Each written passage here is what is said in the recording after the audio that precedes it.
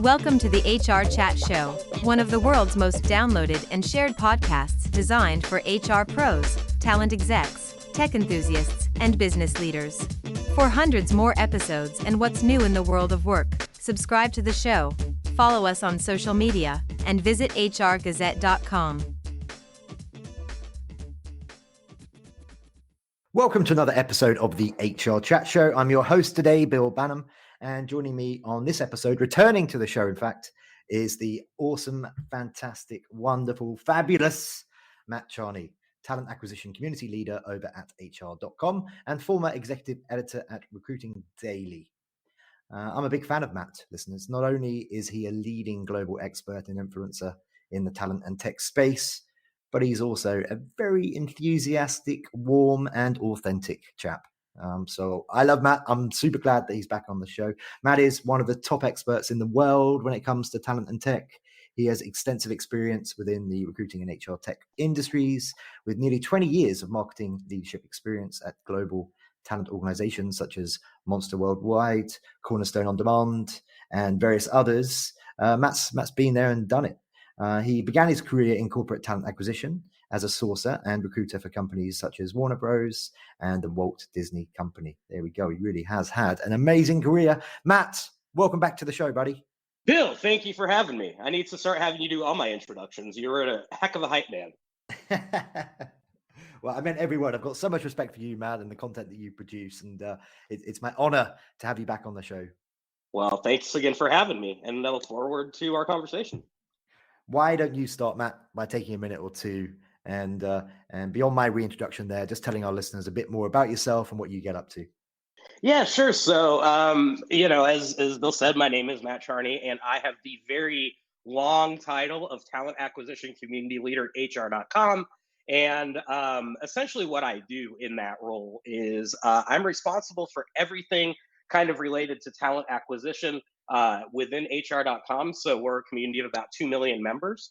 It's about 800,000 or so of those are in talent acquisition. So most of my time is spent engaging with members of our community around the topics in TA that are important to them, doing primary research, and then also doing monthly research reports on any given topic in TA, from college hiring to high volume to future of talent technology. Also am responsible for editing our monthly magazine, which is Talent Acquisition Excellence. And beyond that, just making as many appearances like this as I possibly can. So really just staying in touch with what's going on, what matters, and what's next in the world of TA and technology. If you're enjoying this episode of the HR Chat Show by HR Gazette, why not subscribe and get the latest episodes delivered straight to you several times each week? And remember, for the latest articles and interviews related to what's new in the world of work, visit HRgazette.com. Okay, tell us a bit more about Talent Acquisition Excellence magazine then. You said that you edit that once a month. Talk to us a bit about what the content is and what folks can expect if they subscribe. Yeah, and I would definitely encourage everyone to subscribe. So essentially what we do is it's a fully online magazine that can be consumed either as through an EPUB, downloaded in PDF, and it goes out monthly. And every month we really take a different theme that is aligned with our research. So for example, last month we unveiled our Future of Talent Acquisition survey. So the magazine obviously runs through some of that data. And then also we have content from a number of leaders in TA, as well as vendors who are active in the space, just kind of contributing their non-sponsored thoughts about the topic. So it's very themed and just takes a look at whatever that topic on our EdCal may be from a bunch of different angles. So hopefully once you read the publication, you're good to go in terms of fire-hosing knowledge on whatever that particular topic may be. So I think we do a really good job of providing an overview and then perspectives on the big issues in talent. This episode of the HR Chat podcast is sponsored by Access Perks, America's largest and HR-friendliest employee discount program. At Access Perks, we help workers stretch their paychecks by hundreds, even thousands of dollars on food, clothing, auto repair, travel, family fun, and a lot more. With over 1 million providers to choose from, no other employee discount program comes close to delivering more savings in more communities throughout America. Request your free trial membership today at accessperks.com/HRchat. That's accessperks.com/HRchat. Okay, perfect. Thank you. A huge issue in talent is how hiring has changed over the last few years. Maybe you can take a couple of minutes now and tell us a bit about that. And also, as part of your answer, how have processes changed as a result of the pandemic and remote hiring? Yeah, so I don't know that mechanically or process-wise, you've seen a tremendous change in hiring over the past few years. I think that there have been certain things that have become pretty well codified. For example, diversity and inclusion is obviously sort of become an integral part of how hiring is assessed. We also have seen a little bit of incursion in things like recruitment process automation, which for some unexplained reason we're still referring to as AI. And that's things like scheduling and stack ranking of candidates and just some of the more tactical stuff. But I think what's really changed the most since the recession is we've seen essentially two cycles that were imminently predictable happen with extreme rapidity. And that is when the pandemic first started, recruiters obviously have a tendency of kind of being first in, first out. So as companies started putting jobs on hold and there was, a tremendous amount of uncertainty, we saw, essentially, according to BLS in the United States alone, around 2 million recruiters lose their jobs. Of course, what then ended up happening was a pretty big scramble to refill those recruiting jobs once obviously the quote great resignation started and we got back to what is technically full employment. So what you're starting to see, in my opinion, are a little less experienced recruiters who are starting to enter the profession. So you have a very bottom-heavy profession right now of people who have entered just within the last year and a half. And you've also seen much more of a move to skills-based hiring as well as internal mobility among companies. So in the past, I think what happened quite a bit was companies would create a job. First thing that they would do would be automatically post it and then start reinventing the wheel when it comes to sourcing and presenting candidates. Now you're definitely seeing a much more kind of critical focus on advertising and marketing those positions internally to not only be able to figure out who in an organization could potentially fill a role, both to cut down on attrition and then also to,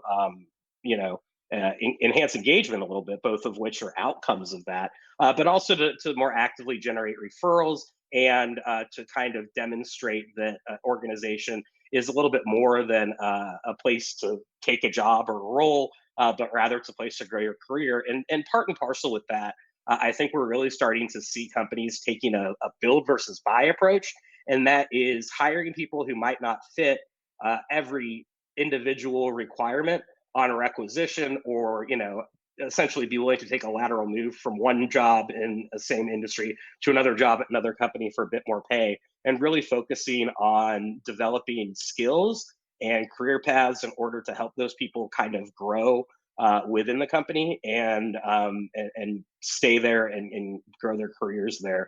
So in the absence of what used to be highly a culture fit, so yeah, this person is a good fit for this group at this time, which is always a little ambiguous. Now you're seeing people much more leaning towards skills assessment. So I think that's probably the biggest change really that we've seen in terms of talent acquisition. And I would say that sort of the final thing is that we are definitely seeing a bifurcation of the way talent acquisition is done in between what the pandemic kind of defined as essential and non-essential workers. So you're seeing a huge demand in high volume, low skill, high turnover hiring for industries like hospitality and retail, warehouses, certainly another huge category. And you're seeing a lot less emphasis and demand on the highly skilled jobs that we're more used to in recruiting, things like software engineers or executive search, those are no longer, I would say, the hottest areas. It's definitely more towards the essential workers, and that's a pretty big change, just because high volume and knowledge workers are completely different in both strategy and tactics. So I think those are sort of what we're seeing on the market today. Awesome. Thank you very much. Okay, so you spoke a bit there about the move towards skills-based hiring over the last couple of years, and you said that perhaps was in replacement to thinking more about culture fit. So is there no place now for assessments and processes during the hiring process to understand if someone is a good fit culturally with the mission of the company? Is that just not important anymore? Well, so I think that the way that we're defining culture has changed quite a bit. And so I don't know that we've really gotten a huge handle on what the new paradigm of culture is, for kind of lack of a better term. It used to be very emphasized on physical location.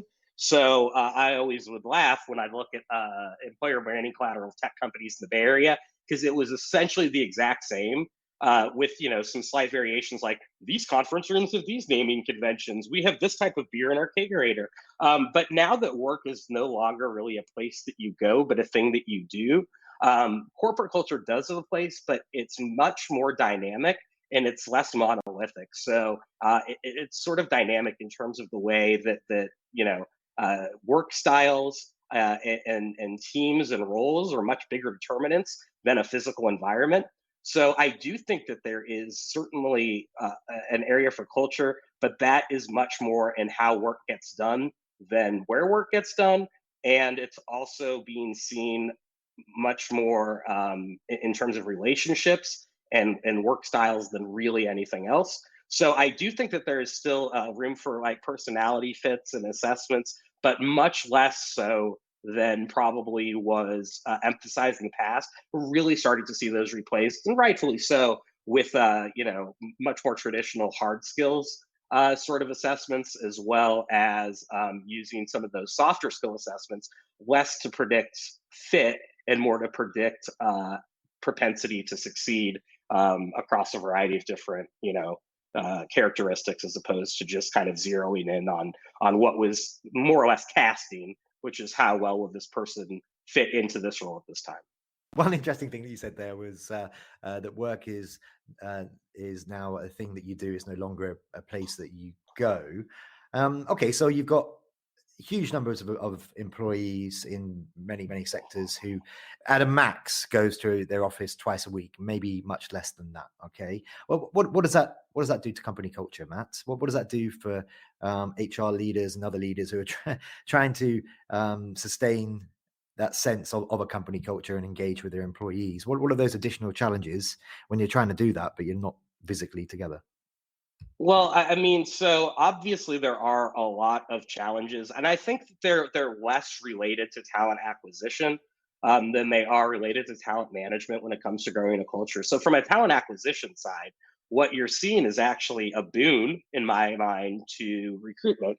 And that is companies that were sort of less likely to be able to compete on, things like having a really nice Class A office and all of these, on-site benefits, which largely were essentially designed to keep people at the office for as long as possible or not leaving, which is why you'd see things like childcare and dry cleaning and all those perks offered. It was so people wouldn't leave the office. But now that people are looking largely for remote roles, and so I saw a statistic recently from LinkedIn that said, at least on that site, that about 20% of the positions that are advertised are remote, but those generate 50% of the applications. I think that companies, just by making that small change to a hybrid or completely dispersed work model, what they're seeing is an expanded talent pool. They're seeing the ability to compete based off of things that are much cheaper, which is, things like paid time off policies, things like the physical equipment you get, things like the internal communications tools that you use. Those are really sort of becoming the thing that defines culture, again, are daily interactions rather than sort of like a company line. And so I think that in as much as culture is being defined, the biggest part of that is now being driven by policy rather than program. So a company that commits to basically like a results only work environment, for example, which is you can work anywhere, anytime, as long as the outcome's there, and will give you full autonomy on how you do your work, is going to have a much different feeling of culture than a company that says, okay, even though you're hybrid or remote only, we're going to be, holding you accountable for being on call during these times, producing these outcomes, and then in a lot of cases, we're going to be putting a bunch of employee monitoring software on there to guarantee that if we don't even have work for you, that you're going to be working. That kind of allows culture to define or to kind of become organically defined. So again, I think that is the big change is how the work gets done, and that what the expectations and trust are that are placed in employees.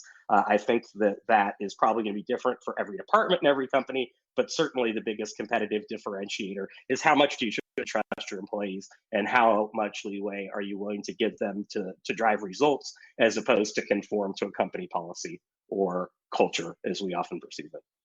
Okay, thank you very much. So next year, with budgets being a wee bit tighter, leaders they may turn to the gig economy a bit more. They may look to try and manage a more blended workforce of internal employees and outside contributors, a contingent workforce.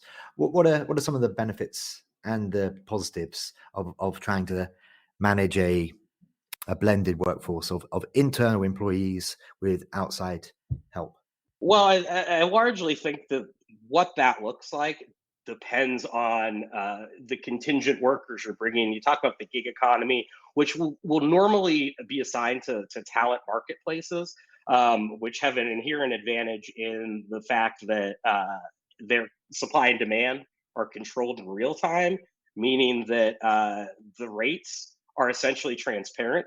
So in the US, you have a big growing trend where companies advertising for full-time positions have to advertise what the pay range for a job is. And that will often lead to a fairly tightly defined flow of candidates who, much like employers, the first kind of cut out is, okay, can we afford this person, or is this person good for the company? But with these gig platforms, and then certainly with, different work arrangements, things like RPOs, recruitment process outsourcing companies, or PEOs, which are, you have essentially the same employer, only you're getting a paycheck that's cut from a third party. So there's kind of minimal things. What you're seeing is the ability to have that transparency be bidirectional. So there's more fit basically around compensation. And also the work is, as we're talking about results only work environment, it's much more oriented towards completing a project outcome or task. So you kind of know what they're getting for and are able to capacity plan and build not headcount, but indirect spend capabilities around work that needs to get done rather than like positions and roles that need to get filled. So it's much more cost effective just in terms of being able to better align work and workers. Now there are some drawbacks to it, which are they generally tend to be a little bit more expensive to get those workers for those hours over the short term because you're paying a margin, and then you have less control over what the company is able to impose on those workers in terms of both hours worked, things like mandatory attendance at meetings, NDAs, non-competes, and things of that nature. So, I think what happens with that remains to be seen, but we have seen a definite shift towards a blended workforce that precedes the pandemic. And I just think that as the work arrangement changes, that's just going to become a little bit more widespread, but it's going to be defined more by workers than it has been, which is to say employers will likely hire talent increasingly depending on the type of work arrangement they prefer, as opposed to imposing their preferred work arrangement and then taking a talent pool that is okay with that work arrangement. So it's about less what their tax statement or relationship with the company is, and more about their ability to complete the work that needs to be done. Matt, ahead of our conversation today, I was checking out what you've been up to recently. And one thing was you were at the first ever GEM Talent Summit, where you sat down with TA leaders from some of the world's biggest employers and best known brands to discuss what trends in recruiting matter to hiring and which are just buzzwords and BS. Tell us a bit about that summit.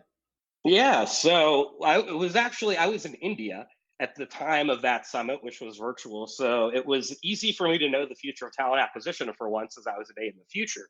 But I thought that what was really interesting about that was when we were able to just kind of have a conversation, and the people on the panel were leaders from everything from like consumer packaged goods to financial services to healthcare. So very different hiring needs. But again, I thought that the thing that really came back again and again was the need to emphasize on business alignment.